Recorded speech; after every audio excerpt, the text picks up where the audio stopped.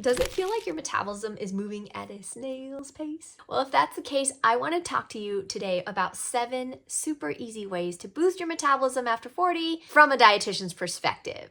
If you implement these tips, I know you'll start seeing a difference not only in your metabolism, but in your energy levels as well. So you ready? Let's get started. Oh, and by the way, definitely stay for the entire video because I'm going to be talking about a specific nutrient at the end. It's not only a nutrient, but it's a hormone, and it's oftentimes overlooked and has a huge impact on metabolism. May here, I'm a functional medicine dietitian. I love helping women and men look and feel their best, especially after 40, by optimizing their hormones, metabolism, and health span. If you haven't already, definitely download my must-have food guide for boosting metabolism down below. So number 1, super easy way to boost your metabolism is to eat 2 categories of food that you probably already eat some of, you just need to eat more of, and that is polyphenols and prebiotic fibers. Now, I see this a lot with people who start shrinking their eating window, maybe skipping meals to save on calories, or going low carb, is we start seeing these 2 categories of food literally get thrown out. And the reason why they're so important for your metabolism is they feed the good bacteria down there that are the right ones that support your metabolism. There's a lot of research showing these good bugs do a lot for our metabolism. They help us utilize the calories that we eat and turn them into usable energy. Plus, they have brain effects on signaling us to continue eating healthy, and they can also affect blood sugar regulation. Specifically, things that have come to light are gut bacteria like Akkermansia,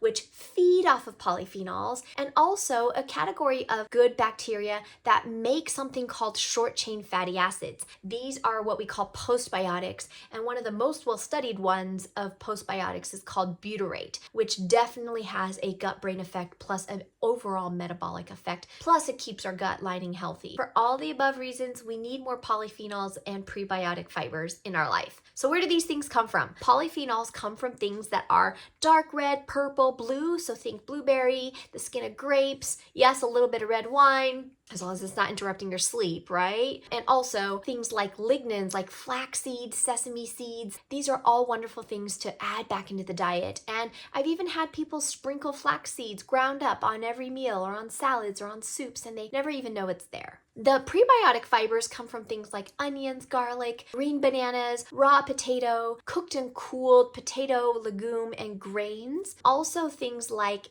arrowroot. So I have 2 hacks for you. One is if you don't really eat a lot of potato because it is super starchy, you can do raw potato starch. Buy it in a bag, put a tablespoon in water, drink it like a supplement. The other way to get prebiotic fiber in without a whole lot of work is replace cornstarch in all your cooking at home with arrowroot. And you can buy that at the health food store. In Chinese cuisine, we're always thickening sauces with cornstarch. Just switch that over to arrowroot and you'll be giving your gut a little bit of TLC. Now, a huge caveat, I've had a lot of people say, well, can I just order French fries and let them cool on my plate while I'm eating my burger? And no, that is not the type of cooled potato we're talking about. It's called a retrograde. It needs to actually gelatinize and be refrigerated in order to turn into that prebiotic fiber. Now, something that I have people do is sometimes make a homemade potato salad or a bean salad and eat that as a side, not a main if you have blood sugar issues like me. I have worn a CGM and watched my blood sugar spike like crazy after eating homemade potato salad because I ate too much of it without any other protein or fat.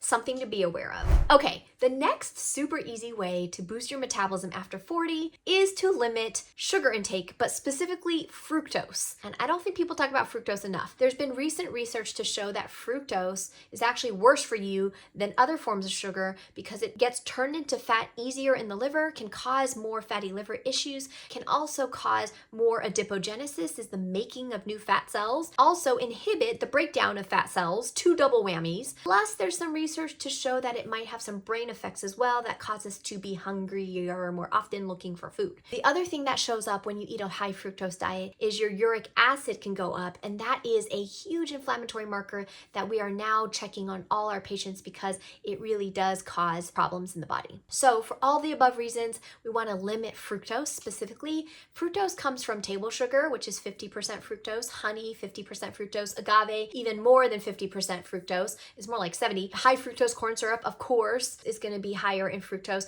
And then fruit sugar coming in the form of fruit juice, especially grape juice, has one of the highest levels of fructose. Also dried fruit. Again, I have nothing against a date once in a while, but people eat date like free for all, and they're really loading up on fructose. The higher fructose fruits are going to be pineapple, banana, apple, grapes. The lower fructose fruit are going to be things like cranberry, unsweetened, of course, gooseberry, any of the berries, grapefruit as well. By the way, I am making a really neat polyphenol and prebiotic fiber infographic, so if you want access to that, just DM me on Instagram. Third, next easy way to boost your metabolism after 40 is to stay hydrated and limit salt intake. Now, this is like a no-brainer. People know that when we feel thirsty, we can actually get confused and think we're hungry. But believe it or not, hydration has so much benefits to our metabolism. It turns out that when we sense that we're dehydrated, our body actually makes something called vasopressin, which is a hormone. And it turns out this vasopressin has negative effects on our mitochondria, causing us to make less energy and also potentially have, again, more foraging behavior. So we do not want to be dehydrated. And whenever you're building muscle, muscles love water. So it's even inhibiting your ability to make muscle if you're not hydrated. It is important to know your hydration status. Some early signs of dehydration is, of course, darker urine, dizziness, faintness, fatigue, headaches. By the time you feel thirsty, you are pretty far along the dehydration path. Yes, you could do like a skin pull test, but a more accurate way, it should bounce back in less than a second. This is a skin pull test. You can pull and see that it bounces back right away. But a more accurate way to check hydration is when you do an in-body scan at your local gym. You can take your total water and divide it by your total weight, and that gives you your hydration percentage. It should be at least 50, but ideally more like 60 to 70% of your total body weight should be water. Now, if you want to calculate how much water you need to drink, this is the quick and dirty way, is half your body weight in ounces, in pounds. So if you weigh 100 pounds like me, you want to drink 50 ounces of water, and that's all throughout the day. The other thing is it can't be caffeinated. So your coffee and teas don't count unless you're drinking like decaf or herbal teas. The other thing is if you exercise, for every pound of body weight you lose, you want to replenish with 18 to 24 ounces of fluid. So fluids also include smoothies, soups. It's not just straight out of a water bottle, but do what you can to make sure you stay hydrated. Now, salt intake's a little bit more tricky. There are people, 25% of the population, that's salt sensitive is what we think. 50% of people with hypertension are probably salt sensitive is what we think, but we don't know the gene for that. If you want to do an experiment, you could do a very low salt diet for a week, check your blood sugar. Do a really high salt diet for a week, check your blood pressure. And if your blood pressure is spiking, we know you're salt sensitive. Overall, where salt comes from is packaged foods and pre-made sauces and things that you're eating at restaurants because they're trying to heighten flavor. So if you're home cooking, just know that you are the one in control of your salt. Do mineralized salt. You could also use something like new salt, which is potassium chloride and not sodium chloride. The general recommendation is keeping your salt intake about 2 grams or lower. This is your sodium intake, which is about 1 teaspoon of salt. It's not a lot. So a little bit of salt goes a long ways. Remember, hydration and salt, they both act on the same hormone pathways that check how much water we have in our system. So a high salt diet can actually mimic low water intake. They look like the same thing. The next easy way to boost your metabolism after 40, for all you sushi lovers out there, it is to limit your amount of mercury coming from fish, that's high in mercury, and also to limit your amount of rice because there's arsenic in rice. Bad news, I know. I love sushi too.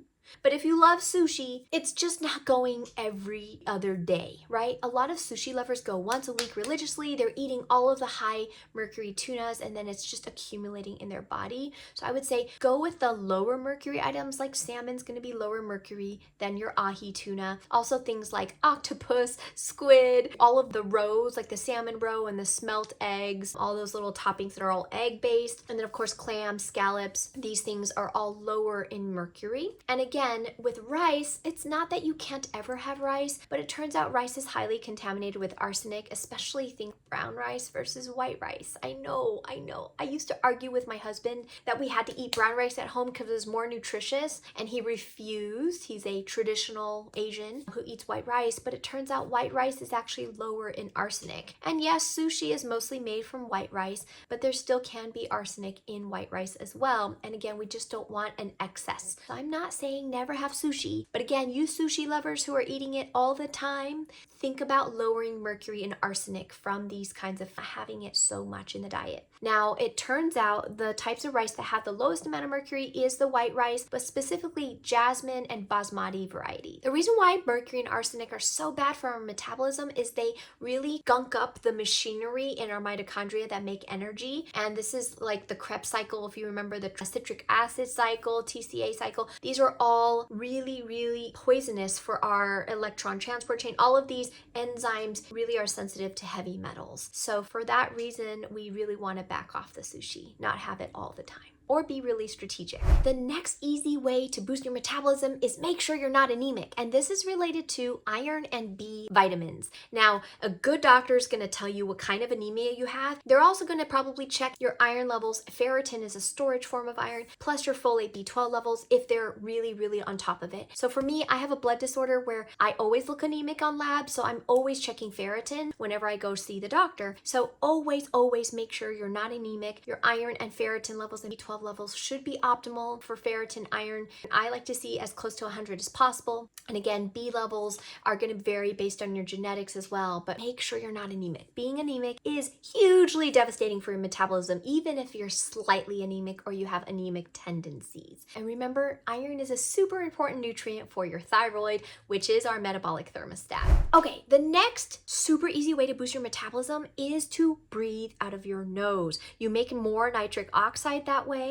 And it turns out metabolically, when we lose weight, we actually breathe out more carbon dioxide. So exhaling is actually a great way for weight to leave the body. Amazing, right? So we really need to be more breathing through our nose as often as possible, especially if you're a mouth breather at night, you want mouth taping. And I'm not the expert, but it's super easy. 3M tape this way, and you can still talk, but you're not breathing out of your mouth. Also, if there was ever a musical instrument you could pick up that would support your metabolism, it would actually be the didgeridoo. I know. So circular breathing, which you learn for like the clarinet and didgeridoo, is actually super good for nitric oxide production. And they actually did a study on the didgeridoo and found that it improved sleep apnea. They did a randomized control study on 25 participants, and they played for 25 minutes, 6 days a week for 4 months. And an improvement in their apnea-hypopnea score, which showed that they actually had more oxygen. By the way, anything that improves sleep is gonna boost your metabolism. That's a whole nother YouTube video that I did make, so go check that out too. Last but not least, this is my favorite one that I save for the end. A super easy way to boost your metabolism is to make sure you have enough sunshine, or also known as vitamin D. So vitamin D is not just a nutrient, it's a hormone, which means it's a signaling molecule. It turns out we have receptors for vitamin all over every body and organ tissue. So amazing. Vitamin D has a lot to do with our metabolism. It is also one of those things that affects our thyroid, our metabolic thermostat. It also turns out that we have vitamin D receptors on our brown fat. Vitamin D actually activates our brown fat to help us burn more calories to stay warm, even while we're sitting or eating or watching TV. Okay, this is super cool. I have 2 hacks for you. One is a really cool free app called D-Minder. You can type in your skin type, where you live, and it calculates how much vitamin D you're getting from the sun. It even tells you what time of day you should go out and get sun. Check out that app. It's totally free. The other easy way to get vitamin D is FX Chocolate Sunshine. You get 2,000 IU per square. I will link that down below because it is my favorite way to get vitamin D. You need to take vitamin D with fat, and chocolate's a fantastic fat built in kind of food. Plus, I didn't mention this earlier, but chocolate is also a polyphenol. So you get this double dose of polyphenol and vitamin D. It's sweetened with allulose, so you're not getting a blood sugar spike, which turns out allulose may actually be the gut too. DM me if you want more information about allulose. The research is really promising. Okay, I'll save allulose for another video. If you want it, comment down below that you want that video and I'll make it. All right, so I just covered 7 super easy ways to boost your metabolism. You don't have to do all of them all at once, but pick a few and go after them. And I want to hear which ones you did and how you're feeling. And until next time, I'll see you on my next video.